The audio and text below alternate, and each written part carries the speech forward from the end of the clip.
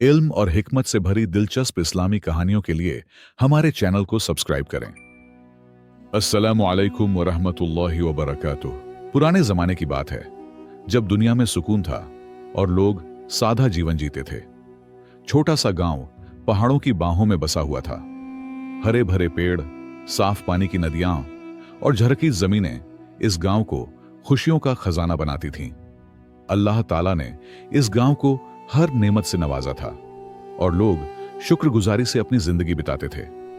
गांव में एक छोटा सा घर था जहां खलील, उसकी बीवी आयशा और उनका 5 साल का बेटा हमाम रहते थे।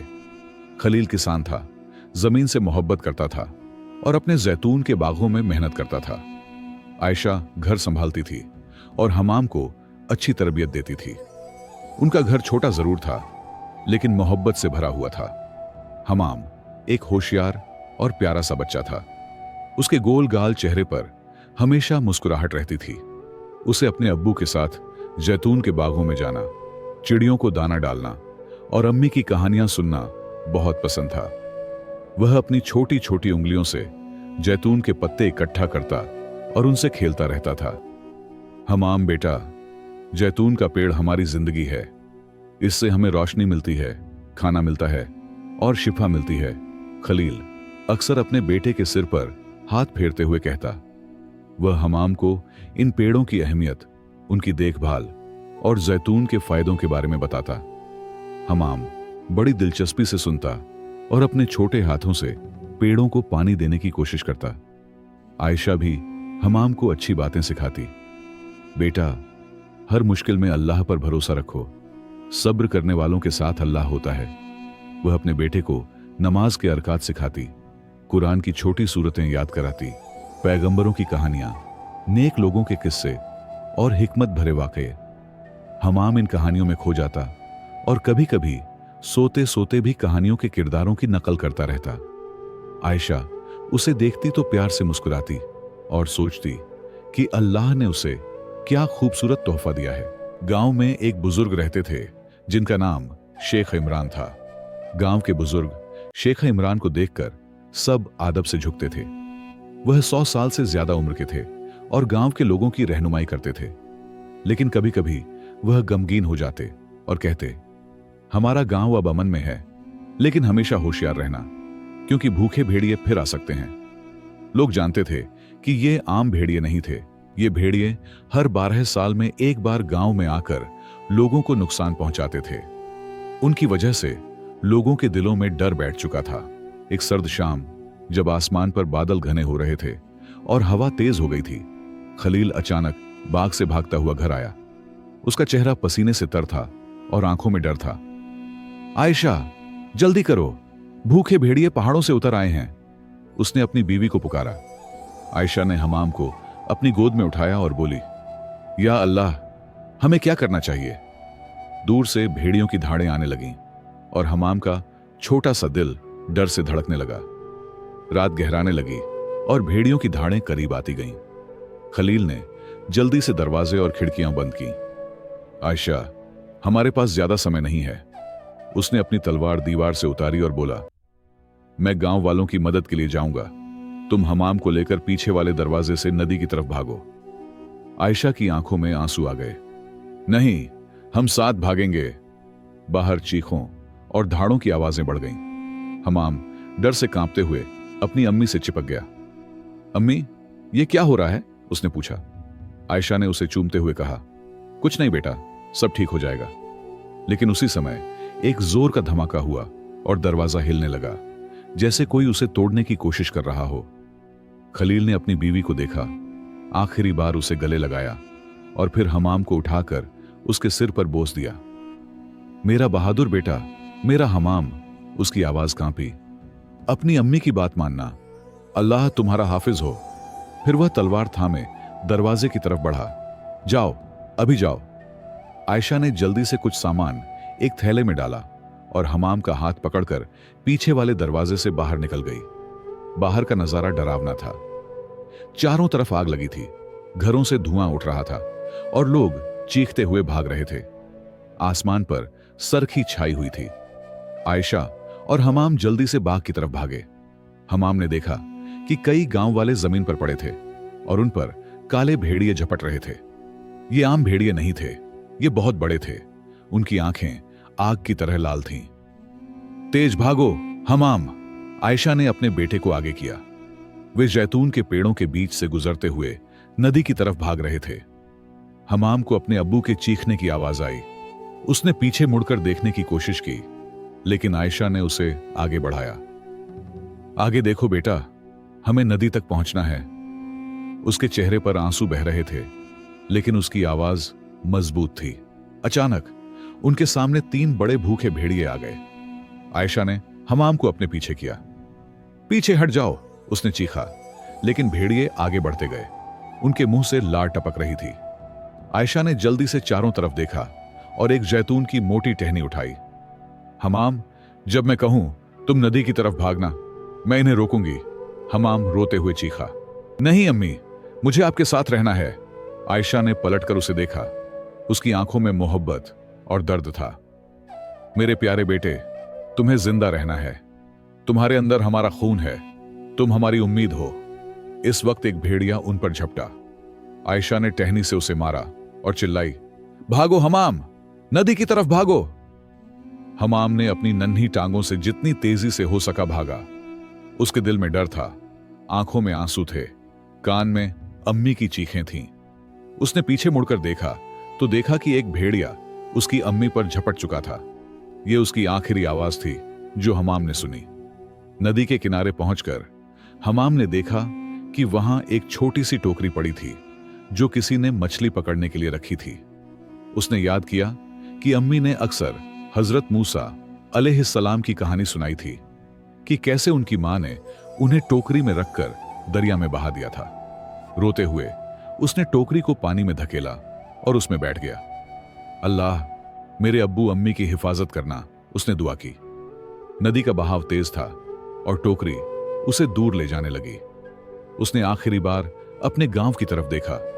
आसमान लाल था, धुआं उठ रहा था, चीखें आ रही थीं और भेड़ियों की धाड़ें गूंज रही थीं। उसके नन्हे दिल में डर, गम और तन्हाई का एहसास था।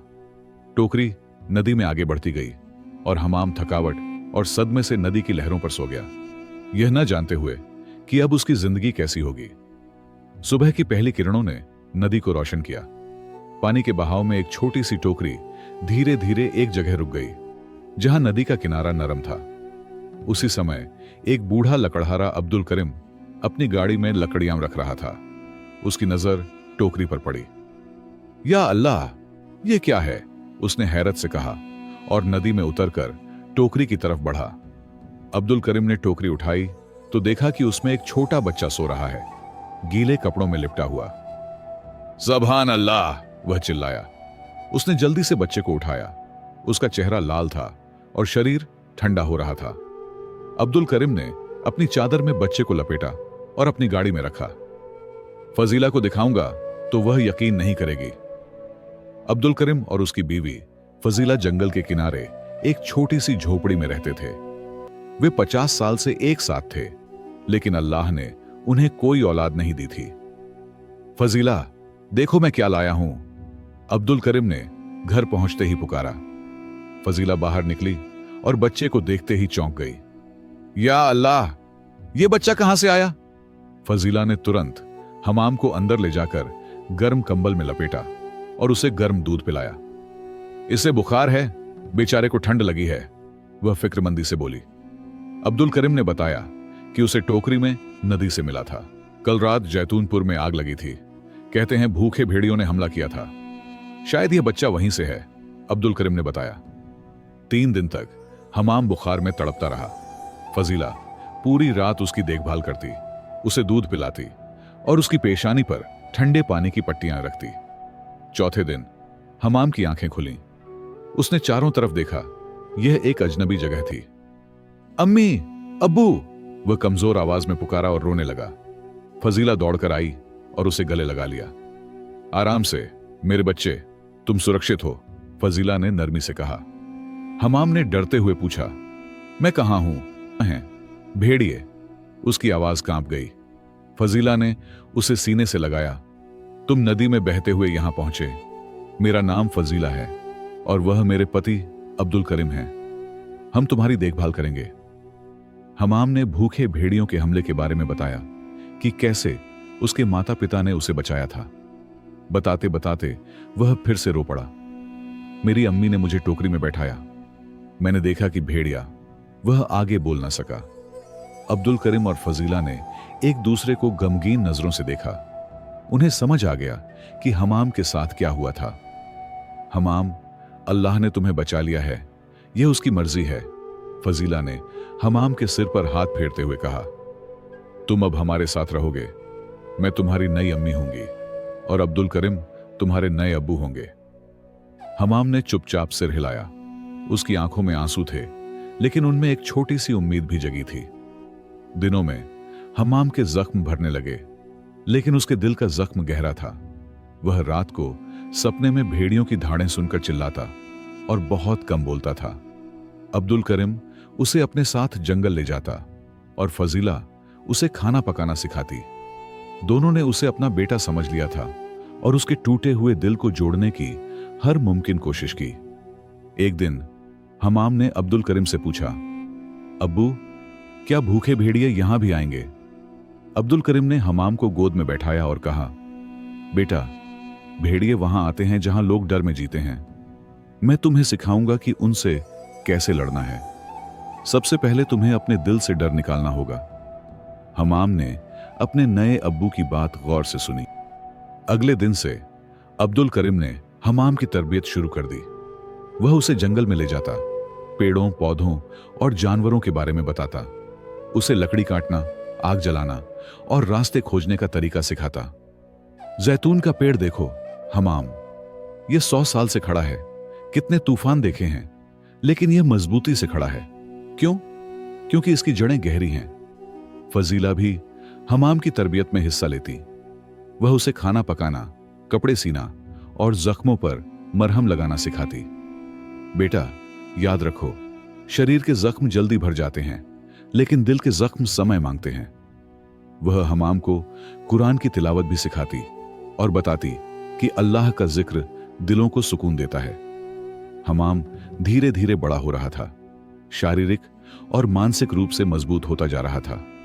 एक दिन अब्दुल करीम ने अपने औजार एक तरफ रखे और एक संदूक खोला जो कई सालों से बंद था। आओ हमाम, मैं तुम्हें कुछ दिखाना चाहता हूं। अब्दुल करीम ने संदूक से एक खूबसूरत लाठी निकाली जो जैतून की लकड़ी से बनी थी। यह लाठी मेरे दादा की थी। कहते हैं उन्होंने इसे जैतूनपुर के सबसे पुराने पेड़ से बनाया था। उसने लाठी हमाम को देते हुए कहा, अब यह तुम्हारी है। यह तुम्हें भेड़ियों से बचाएगी, लेकिन केवल तब जब तुम अपने दिल से डर निकाल दोगे। मैं इस लाठी के लायक नहीं हूं अब्बू, हमाम ने हिचकिचाते हुए कहा। मैं अभी भी डरता हूं। अब्दुल करीम मुस्कुराया। बेटा, बहादुरी का मतलब यह नहीं कि इंसान बिल्कुल न डरे, बल्कि यह कि डर के बावजूद आगे बढ़े। मैं जानता हूं तुम में वह हिम्मत है। एक दिन तुम अपने डर पर काबू पालोगे और यह लाठी तुम्हारी ताकत बनेगी। एक दिन भूखे भेड़िए वापस आएंगे। वे हर 15 साल बाद आते हैं। क्या मतलब अब्बू? हमाम की आंखें बड़ी हो गईं। अब्दुल करीम ने धीरे से कहा, 15 साल पहले जब तुम्हारे गांव पर हमला हुआ था, वह एक आम हमला नहीं था। भूखे भेड़िए हर 15 साल बाद आते हैं, लोगों को मारते हैं और फिर गायब हो जाते हैं। अब उनका समय करीब है। कुछ हफ्ते बाद एक सुबह हमाम लकड़ियां काटकर वापस आया तो देखा कि फजीला रो रही थी। क्या हुआ अम्मी? उसने घबराकर पूछा। तुम्हारे अब्बू, उनकी तबीयत बहुत खराब है, फजीला ने कहा। हमाम दौड़कर अंदर गया, जहां अब्दुल करीम बिस्तर पर लेटे थे। उनका चेहरा पीला पड़ चुका था और वे मुश्किल से सांस ले रहे थे। अब्बू! हमाम ने उनका हाथ थाम लिया। अब्दुल करीम ने आंखें खोलें और मुस्कुराए। मेरे बेटे, मेरा समय आ गया है। हमाम की आंखों में आंसू आ गए। नहीं अब्बू, मैं और जड़ी बूटियां लाऊंगा, आप ठीक हो जाएंगे। अब्दुल करीम ने सिर हिलाया। नहीं हमाम, हर इंसान को एक दिन जाना है। यह अल्लाह की मर्जी है। मुझे तुमसे वादा चाहिए। कैसा वादा अब्बू? हमाम ने पूछा। उसकी आवाज कांप रही थी। अब्दुल करीम ने कहा, वादा करो कि तुम अपने दिल से डर निकाल दोगे। वादा करो कि जब भूखे भेड़िए आएंगे तो तुम लोगों की सुरक्षा करोगे। यह जैतून की लाठी तुम्हारी ताकत है, लेकिन सिर्फ तब जब तुम्हारा दिल डर से पाक हो। हमाम ने रोते हुए वादा किया। मैं वादा करता हूं अब्बू। अगली सुबह अब्दुल करीम ने अपनी आखिरी सांस ली। हमाम और फजीला ने उसे दफनाया। दोनों की आंखों में आंसू थे। अब हमाम ही घर का सहारा था। फजीला ने उसे गले लगाकर कहा, तुम्हारे अब्बू को तुम पर बहुत गर्व था हमाम। उन्हें यकीन था कि तुम में बहादुरी है। अब तुम मेरे सहारे हो। हमाम ने कसम खाई कि वह अपनी नई मां का ख्याल रखेगा। 1 महीने बाद जब हमाम जंगल में लकड़ियां काट रहा था, उसे दूर से एक अजीब आवाज सुनाई दी। एक भेड़िए की धाड़। उसका दिल जोर से धड़कने लगा, हाथ कांपने लगे। पुरानी यादें वापस आ गईं। आग, चीखें, खून, मां बाप की मौत। वह भागना चाहता था, लेकिन फिर उसे अब्दुल करीम के शब्द याद आए। बहादुरी का मतलब यह नहीं कि इंसान बिल्कुल न डरे, बल्कि यह कि डर के बावजूद आगे बढ़े। हमाम ने अपनी जैतून की लाठी मजबूती से पकड़ी और आवाज की तरफ बढ़ा। झाड़ियों के पीछे उसने एक बड़ा भूखा भेड़िया देखा जो एक हिरण के बच्चे पर हमला करने वाला था। हमाम का पहला ख्याल था कि चुपचाप निकल जाए, लेकिन फिर उसने हिरण के बच्चे की मासूम आंखों में देखा। उसकी अपनी बचपन की तस्वीर उसके सामने आ गई। नहीं, हमाम चिल्लाया और जैतून की लाठी लहराते हुए आगे बढ़ा। भेड़िया हमाम की तरफ पलटा। उसकी लाल आंखों में गुस्सा था। वह हमाम पर झपटा। पहली बार हमाम में डर की जगह गुस्सा था। उसने पूरी ताकत से लाठी चलाई और भेड़िए को घायल कर दिया। भेड़िया जोर से धाड़ा और भाग गया। हमाम हैरानी से खड़ा रह गया। उसे अपने अब्बू अब्दुल करीम की बात याद आई। लाठी में नहीं, तुम्हारे दिल में ताकत है। 10 साल गुजर गए। हमाम 21 साल का जवान बन चुका था। लंबा कद, चौड़े कंधे और आंखों में बेमिसाल हिम्मत। फजीला अब बूढ़ी हो चुकी थी, लेकिन हमाम उनका बहुत ख्याल रखता था। उस दिन फजीला ने हमाम को परेशानी से बुलाया। बेटा, आज बाजार में अफवाह थी कि नजदीकी गांव में चौपायों पर हमले हो रहे हैं। हमाम के दिल में खलिश उठी। भूखे भेड़िए। हाँ बेटा, मैं डरती हूं कि 15 साल पूरे हो रहे हैं, फजीला ने कांपती आवाज में कहा।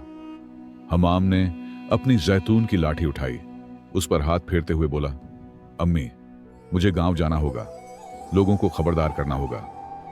फजीला की आंखों में डर और गर्व दोनों थे। अल्लाह तुम्हारा हिफाजत करे मेरे बेटे। हमाम अपनी लाठी लेकर नूर गांव पहुंचा।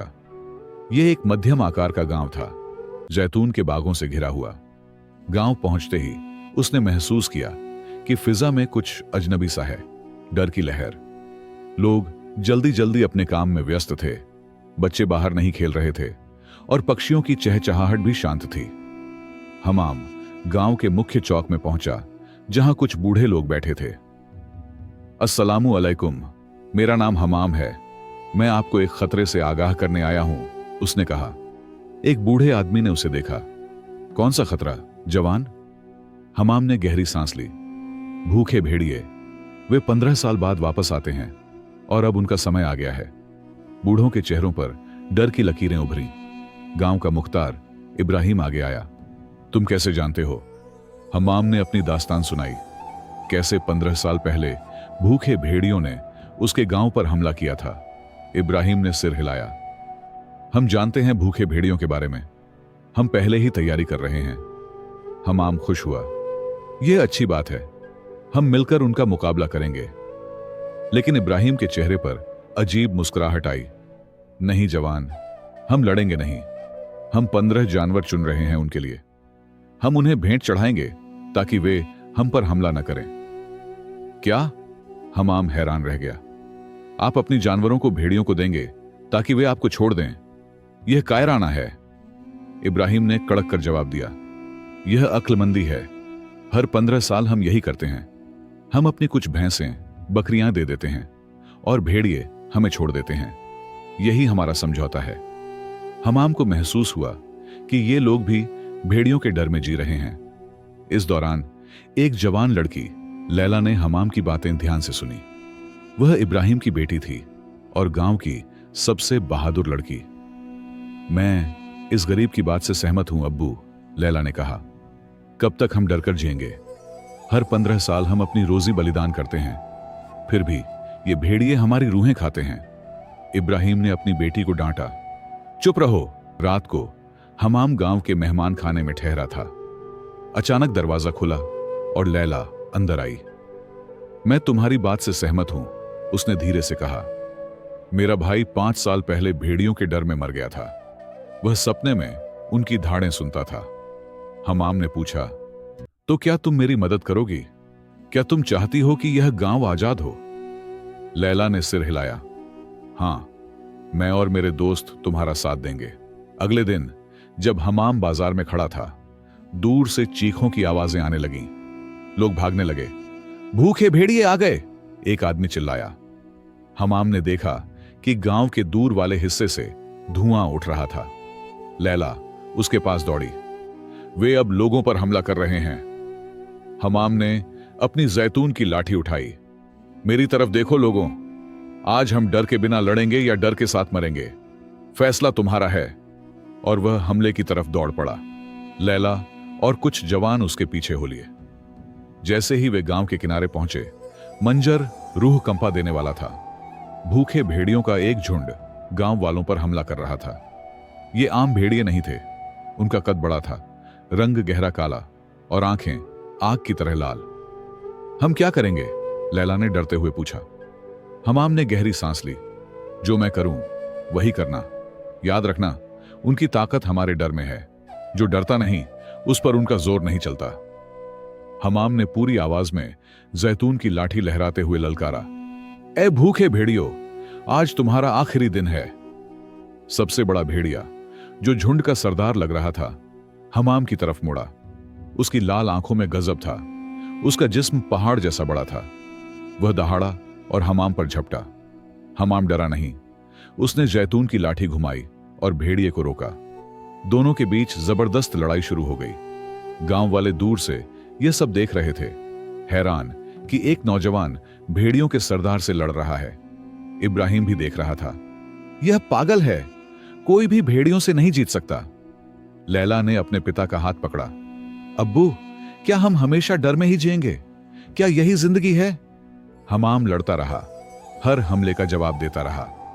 एक पल ऐसा आया जब वह गिर पड़ा और भेड़िया उस पर झपटा। हमाम! लैला चीखी। उसी लम्हे हमाम को अपने असली मां बाप तस्वीरें याद आ गईं। मैं नहीं डरूंगा, उसने पूरे दिल से पुकारा और एक ही वार में भेड़िए को घायल कर दिया। भेड़ियों का सरदार जख्मी होकर पीछे हटा। उसकी चीख से पूरा गांव कांप उठा। हमाम खड़ा हुआ और पूरी आवाज में बोला, देखो, इनकी ताकत हमारे डर में है। जो बिना डर के लड़ेगा वही इन्हें हरा सकता है। कुछ नौजवान आगे आए। उन्होंने अपनी लकड़ियां और दरांतियां उठा लीं। लैला ने एक मशाल उठाई और पुकारा, हमाम सच कहता है, हम कब तक डर में जिएंगे? मेरा भाई इसी डर में मर गया।